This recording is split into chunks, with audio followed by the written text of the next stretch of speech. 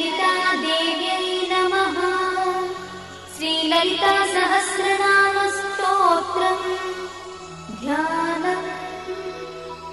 अरुणां करुणातरङ्गिताक्षीं द्रुतपाशाङ्कुशपुष्पबाणचापाम् अणिमाधिविरावृतां मयूखैः अहमित्येव विभावये Bhavani.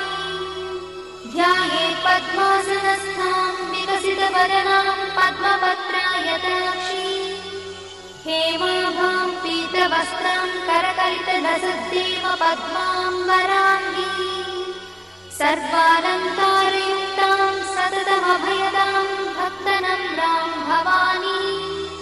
श्रीविद्यां शान्तमूर्तिं सकलसुरक्तां सर्वसम्पत्प्रदात्री Shri Mata श्रीमहाराज